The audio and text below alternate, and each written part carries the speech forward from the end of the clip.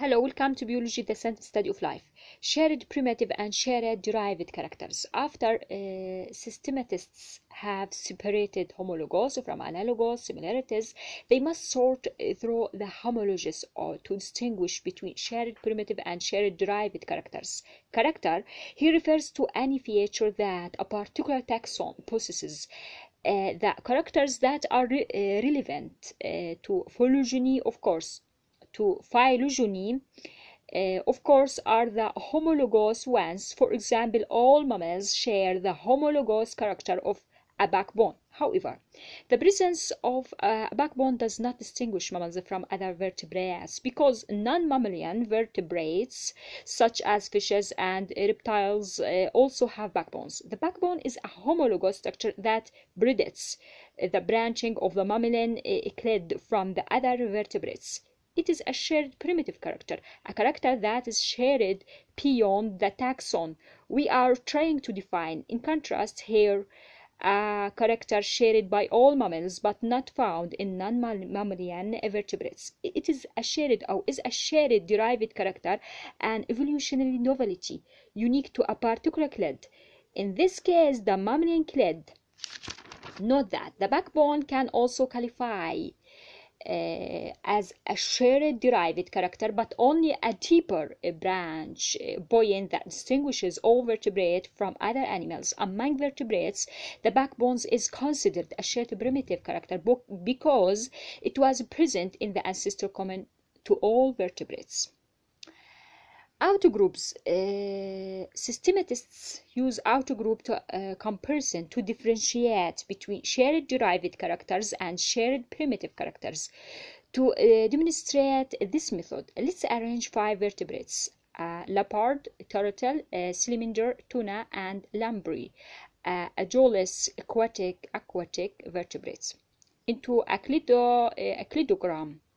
As a basis of comparison, we need to designate an outgroup, which is a species or group of species that is closely related to the any group that the various species we are studying. The outgroup is known to be less closely related than any of the any group members are to each other based on the on other evidence such as paleontology, embryonic development, and gene sequences. A good choice of an outgroup for our example is a lancelet, small animal that lives in a mudflats and, like vertebrates, is a member of the phylum Chordata, but does not have a backbone. We can begin building our cladogram by comparing the any group with the outgroup. Outgroup comparison is based on the assumption that homologies present in both the outgroup and in-group must be primitive characters that predate the divergence of both groups from a common ancestor. In our study case, an example of such a character is a structure called a notochord, a flexible rod running the length of the animal.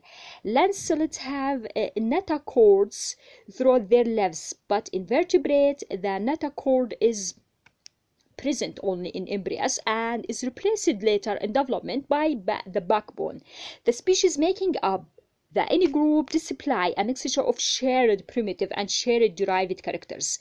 The outgroup comparison enables us to focus on just those characters that were derived at the various branches points of vertebrates evolution.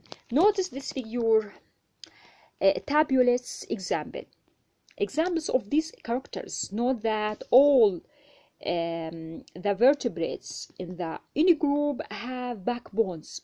This is a shared primitive character that was present in the ancestor vertebrate, though not in the outgroup. Note that hinged jaws are a character absent in lampreys, but present in another members of the any group. This character helps us identify an early branch point in the vertebrate clades. Notice also B illustrates how the data in our table of homologies can be translated into a cladogram.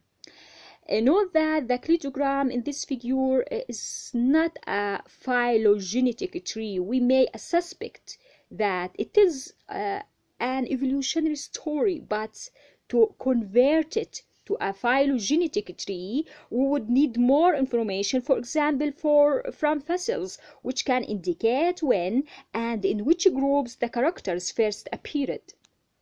Phylogenetic trees and timing, and chronology represented by the branching patterns of phylogenetic tree is relative earlier versus later, rather than absolute so many millions of years ago. But some kinds of tree diagrams can be used to present more specific information about timing. Phylograms present information about the sequence of events relative to one another, and ultrametric trees present information about the actual time that given events occurred. Phylograms. In a phylogram, the length of a branch reflects the number of changes that have taken place in a particular DNA sequence in that length. Note that in the phylogram,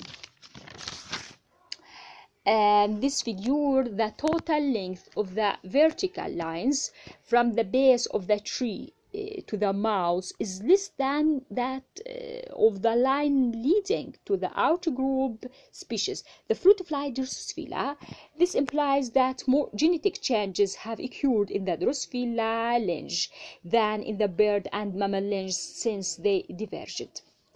Ultrametric trees. Even though the branches in a phylogram may have different lengths, all the different lineages that descend from a common ancestor have survived for the same number of years. To take an extreme example, humans and bacteria had a common ancestor that lived over 3 billion years ago. Evidence indicates that this ancestor was a single-celled prokaryotes, and thus it must have been more like a modern bacterium than like a human. Even though bacteria have apparently changed little in their structure since that common ancestor, there have nonetheless been 3 billion years of evolution in the bacterial land, just as there have been 3 billion years of evolution in the eukaryote lineage that includes humans. These equal amounts of chronological time can be represented in an ultrametric tree.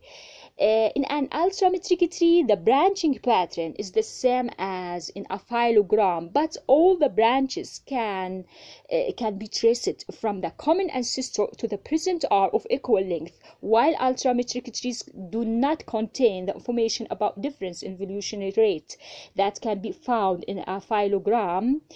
They can draw on data from the fossil record to blast certain branch points in the context of geologic time. Maximum parsimony and maximum likelihood.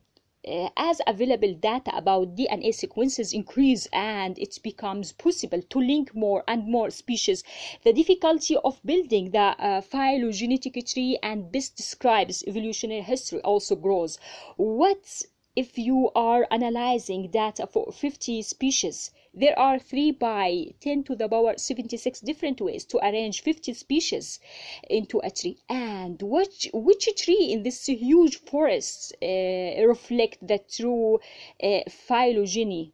Systematists can never be sure of finding the single best tree in such a large data set, but they can narrow the possibilities by applying the principle of maximum parsimony and maximum likelihood. According to the principle of maximum parsimony, we should first investigate the simplest explanation that is consistent with the facts. The parsimony principle is also called Occam's razor, after Williams of Occam, 14th century English philosopher who advocated this minimalist problem-solving approach of shaving away unnecessary complications. In this case of trees based on morphological characters, the most parsimonious tree is the one that requires the fewest evolutionary events to have occurred in the form of shared derived characters. For phylograms based on DNA sequences, the most parsimonious tree requires a few base changes. The principle of maximum likelihood states that given certain rules about how DNA changes over time, a tree can be found that reflects the most likely sequence of evolutionary events. Maximum likelihood methods are complex and incorporate as much information as possible, but as a simple illustrations of more likely and less likely trees. Let us return to the phylogenetic relationships between a human mushroom and a tulip. This figure shows, notice that, shows two possible equally parsimonious tree for this trio. Tree 1, the human is more closely related to the mushroom, whereas tree 2, the humans more closely related to the tulip.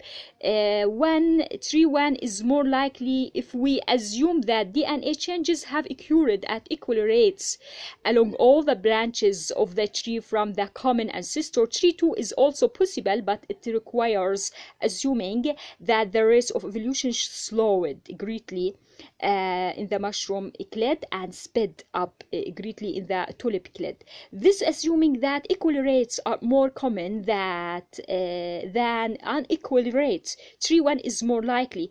We will soon see that many genes do evolve at approximately equal rates in different lineage. But note that if we find new evidence of unequal rates, tree 2 might be more likely. The likelihood of a tree depends on the assumptions on which it's based. Many computer programs have been developed to search for trees that are parsimonious, and likely these include the following approaches. 1. Distance methods minimize the total of all the percentage differences among all the sequences. 2. More complex character state method minimize the total number of base changes or search for the most likely pattern of base changes among all the sequences. Although researchers can never be certain precisely which tree truly reflects phylogeny if they have collected a large amount of accurate data, the first methods usually yields similar trees. As an example of one method, when the next two pages walks tree process, I don't